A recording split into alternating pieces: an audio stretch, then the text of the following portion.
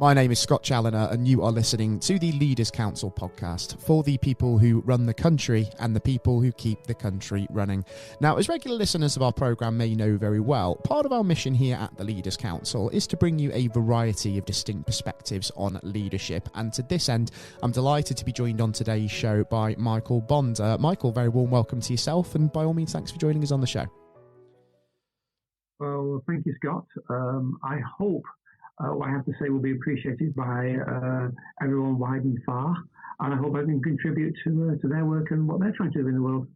Yeah, absolutely. And just for those listeners that might not be familiar with Michael and the work that he's doing, he's the owner and founder of two businesses. One of those is B2B business, International Financial East Crow Merchant Account Service, Sterling Bond. And the other, of course, is Rumbler Cars, a company which masterminded the design concept for high-performance luxury sports car, the Rumbler Sport Tank. So a lot of variety, I think it's fair to say. But perhaps you could kind of expand on that a little bit more for us, Michael, and talk a little bit more about your specialism and sort of how you got to where you are today. It's an interesting question. It's a kind of question I get asked when I attend a lot of networking events. What do you do? They say, and I say, well, at the moment, what I'm doing is I'm designing a high-performance luxury supercar called the Rumbler Sport Tank, inspired by the Batmobile. The idea being to provide a luxury product of the highest sophistication to demonstrate the excellence of British science and technology engineering, and along the way, reach out to millionaires and billionaires who I hope will become our customers for this limited edition supercar as a way to network with them to tap into the international finance community, the international network of finance that's out there, as a way to draw thousands of millions of pounds into the UK high technology economy. So yes, I'm building a sports car. I'm also trying to build a financial network of contacts around the world linking to the financial banking system. As a sideline, I have interest in architecture, design, urban planning. I write short stories and film scripts, and even the fashion industry is something I'm touching on. And at that point, they always say, "Oh, right, you're a polymath." And basically, that is what I do. I have a very broad picture of the world of science, technology, economics, the history of this country, how we've got to where we are today, and how we can answer many of the great challenges, and also solving technology and engineering challenges, like how do you make the Batmobile for real, and how do you make it fun for everyone to enjoy? And then, of course, the financial side, how do you make it tax efficient and financially efficient for the super rich to acquire it as a way to get cash flowing into and through the UK economy? And that's just a little taste of what I do. And did you always see yourself sort of being active on so many different fronts then? Was it quite obvious early on in your career that sort of going into leadership for yourself, running your own businesses, that was going to be your pathway? Kind of. It started with me, I would say, being, you could say, a teenage crank inventor and creator, always wanting to write short stories, innovate designs, technology. It's that sort of thing which drew me in. And as I began to learn more and more about it, I realized that it was essential for me to create my own businesses, because I was creating new kinds of business vision which were distinct from, if you like, the way conventional or traditional business was operating. So, for example, going back to my interest in the film industry many, many years ago, I began to realize that I had a vision for big, bold ideas. I even negotiated with the BBC on one project. I've kind of still got the tentative rights to develop that somewhere along the line, but began to realize that there was no serious major film production or entertainment company in this country. So I thought, okay, I'll go into the film industry. And then I realized there was no money. So, okay, I'll go into finance, international finance and banking, and learn more about that side of it.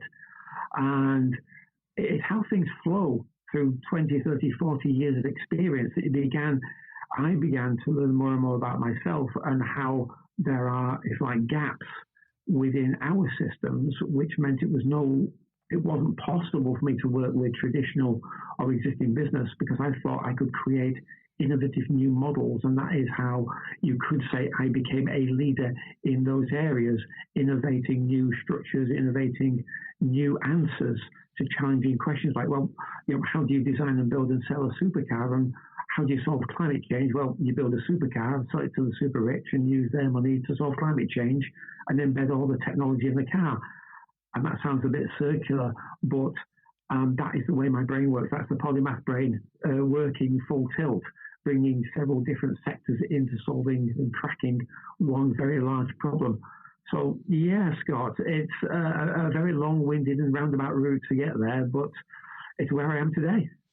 But it's fantastic, isn't it? Sort of constant innovation like that. I mean, you're seeking to do one thing, you find that there's gaps, and then what you're trying to do is essentially fill the gaps as you're going along and make solutions for them. And that's maybe the kind of thinking that perhaps some may say we need to see more of in the national leadership and certainly at policy level, because a lot's been made of the current economic situation and the impact that that's been having on business and the impact that it's inevitably going to have on the national populace because of the autumn statement coming up. So thinking about kind of national leadership as a whole, I mean, do you think there's a lot that they can learn from business and the way that it sets about dealing with issues?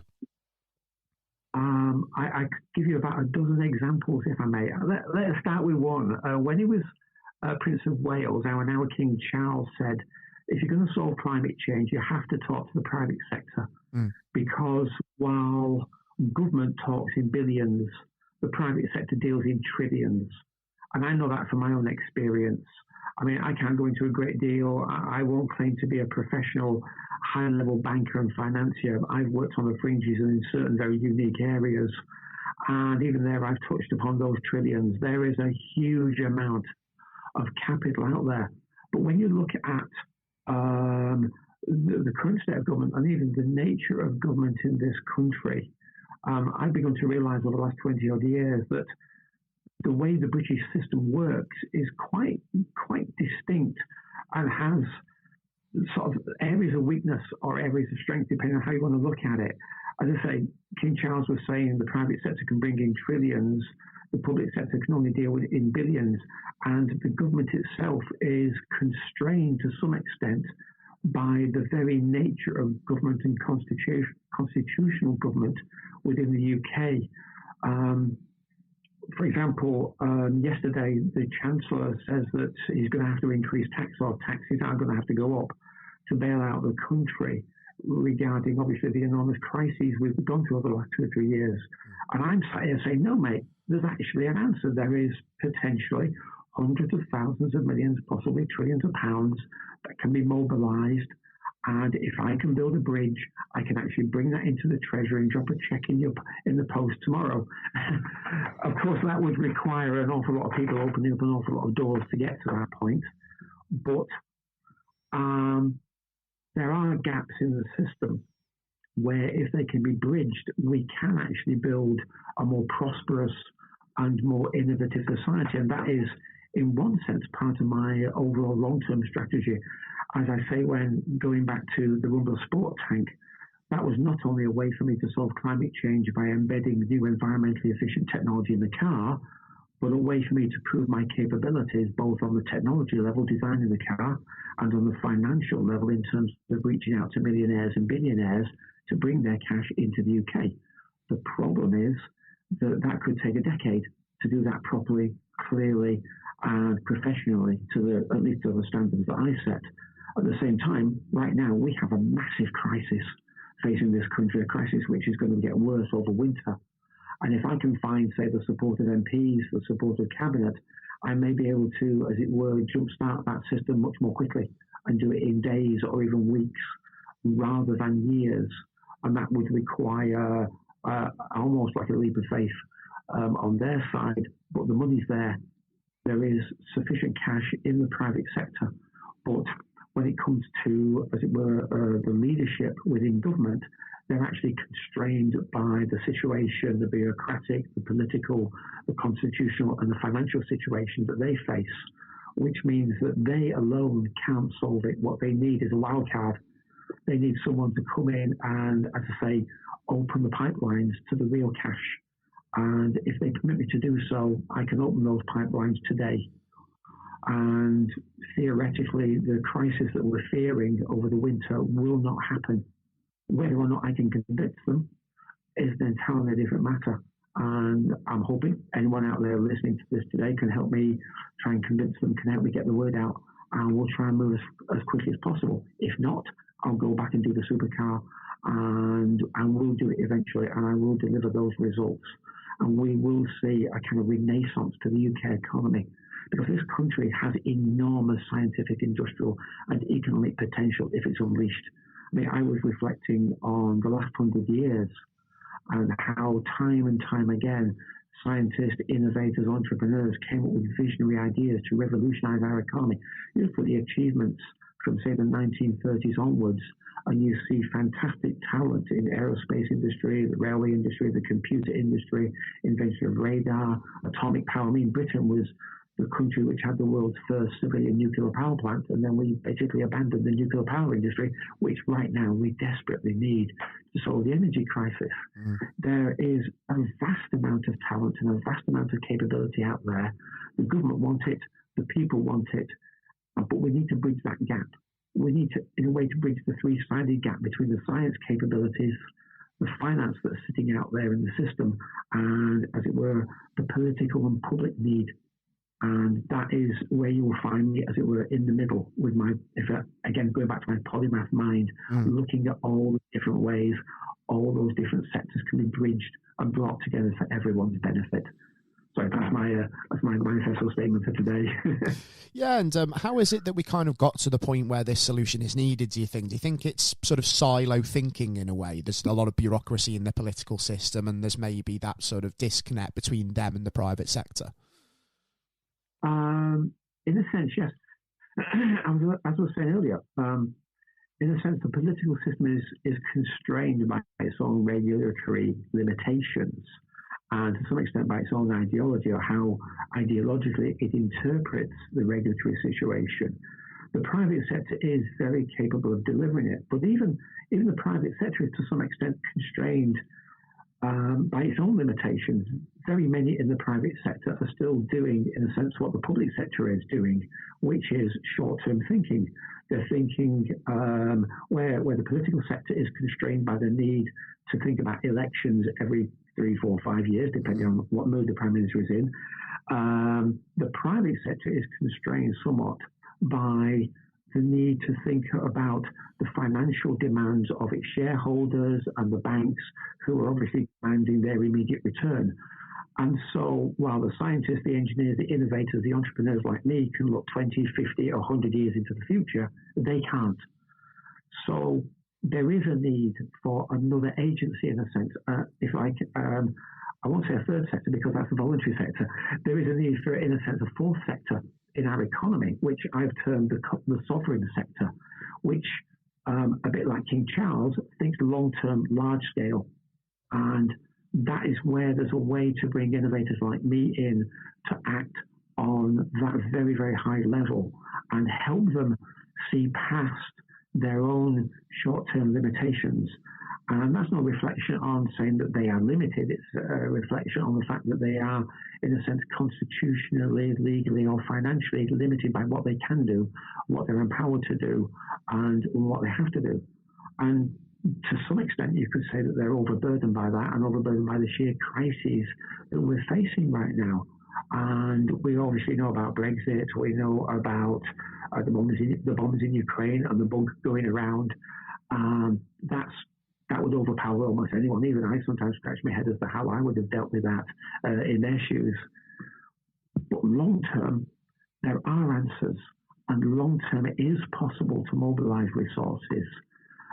You were talking there a moment ago about them, as it were, being trapped in their own little pigeonholes, their own little boxes, as it were. And people like me, we tend to think outside the box, or in my universe, there is no box. But I was reflecting on this and the limitations of high-level management as opposed to leadership recently, when I read about the failure of the Ministry of Defence with their Ajax light tank project. Now, they wanted a new light tank for the British Army, so they worked with well-established companies and suppliers to provide it, and you've got highly sophisticated, capable engineers and designers in large manufacturing companies, tier one companies, and you've got highly sophisticated managers and developers in the Ministry of Defence making a long list of, their wish list, and they spent decades designing and building this tank, spending £5,400 million, And it's so badly designed that the crew have to get out every 90 minutes to take a rest because it's that noisy and it clatters around the battlefield. They've now abandoned the project. And I was reflecting on some of ideas I sketched up years ago for a new kind of light tank for the British Army. So I could do that job for half the price and get it done and built by now. And in a sense, they were doing the job very well.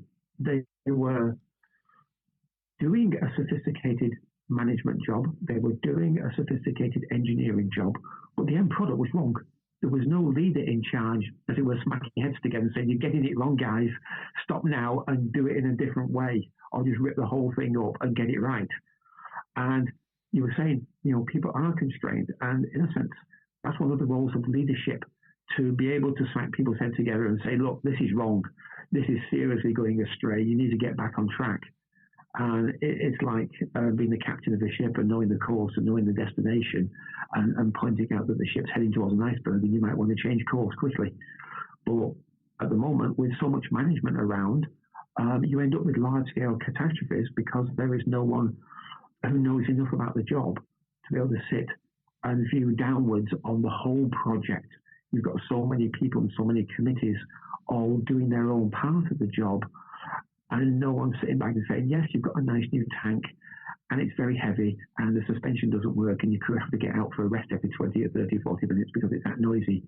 And I'm sure you know of scores of examples of this kind of situation where things have just been allowed to go off course, and no one's got the job done because there's no one in charge of doing that big picture. In a sense, the government have the same problem today. They're desperately thrashing around in the water, pleading for help, and yet they're not necessarily open, or it doesn't seem at times that they're open to any outside voice coming in, I think maybe for fear of losing their jobs. So I could easily reach out to the Chancellor and say, "Listen, mate, I can write you a check that could solve the entire financial crisis you're facing right now." Question is, will you listen? And could I reach him? Is he too trapped and too tied down in his own system that it's not possible for an outside voice to be heard?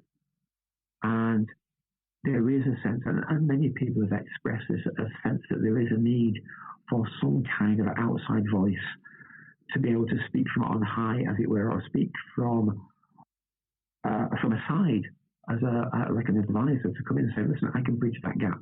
I can actually find ways to go out and get that solution that you're looking for that you can't see because you're trapped in your situation." Does that make sense? It does, yeah. It's there's a couple of key things to take from that, and one of those for me is the obvious lack of oversight that you perceive within leadership in a lot of quarters, and I think there is a lot of good examples of that.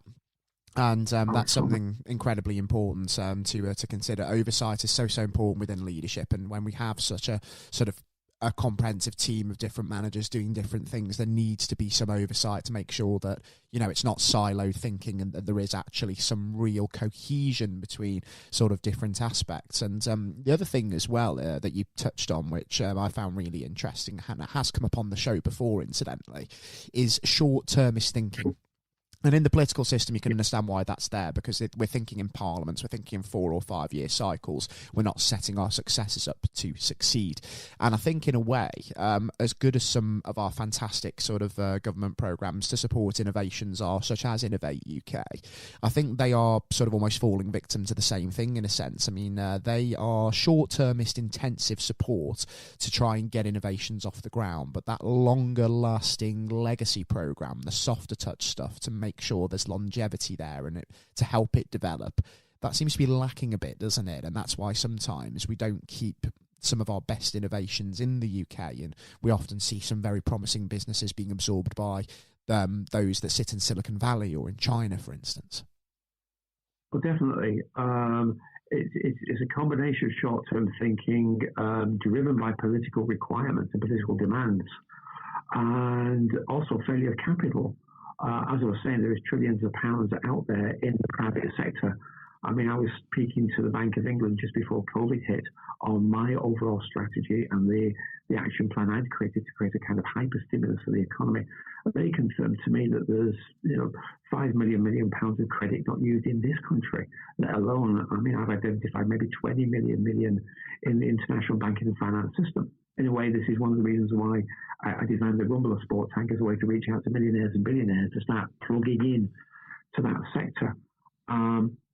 That's part of my overall strategy, to find ways to plug into the banking and financial system, because there is an ocean of capital out there that can be tapped into if we can find a way to build the pipelines into it and then channel those pipelines safely into the UK and then safely into the right kind of innovation. Now, there are agencies, Innovate UK you mentioned. I'm looking at the Ministry of Defence for all their project support. Because of obviously the Ukraine crisis, they're now starting to flush more and more cash into the system. But even they're going to be limited to some extent by the internal constraints that they have. As I say, with the Ajax project being a really great example of how they were trapped in their own little boxes, and they wouldn't necessarily be open to the kind of innovations that I could offer them. Going back to Innovate UK, for example, they're quite keen on carbon neutral or carbon zero or net zero transport and transport technologies. Well, my supercar project will do that, but it doesn't fit the box because it's not battery technology. It's a hybrid power system, which will eventually lead to synthetic fuel technologies, which could then lead to a major export industry in engine technology, hybrid fuel and synthetic fuel, and hydrogen fuel cells. But they don't actually fit the boxes of Innovate UK. So this is where there does need to be a broader and long-term strategic innovative capability, but I don't necessarily think it can come from within the traditional banking and finance sector in the private side or the government sector. And this is why I've been kind of mulling over this idea that maybe I should, if you like, formalize my vision as the fourth sector, that innovation sector for the long term. And we do need long-term visionary planning in this country. We used to have it, and we have had it from time to time. But again, you can trace the underlying structure of British society and how it has evolved over the last 1,000 years. If you really want to go back in history and see how our institutions have evolved in quite a unique way, as very well demonstrated by the Queen's funeral. No one else in the world could have pulled that one off. And we've got this massive weight of history and this massive weight of institutional organization that is quite unique. And when we talk about fractures and flaws and limitations in the system, part of it is the way that system exists, and part of it is the way it's like gaps have built up between the different sectors and between different ways of doing things. I know that the government would like to see more involvement by the private sector to solve some of these problems, but the private sector, as we've both discussed, cannot really handle the long term. So there has to be a new kind of private sector, a new aspect to the private sector and an aspect to the public sector, which can do very, very long-term thinking.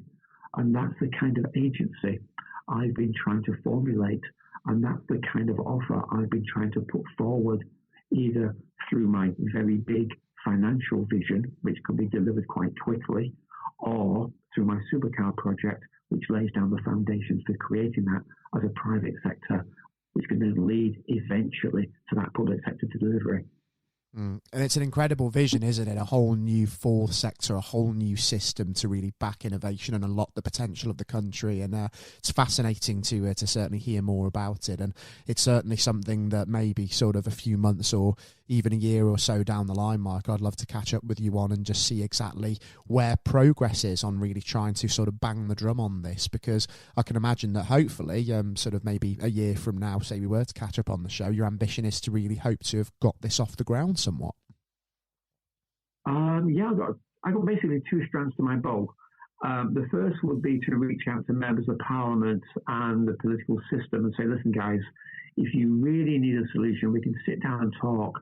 I can take you through the big vision that I'm aiming at long term. I can show you how I can bring the money in.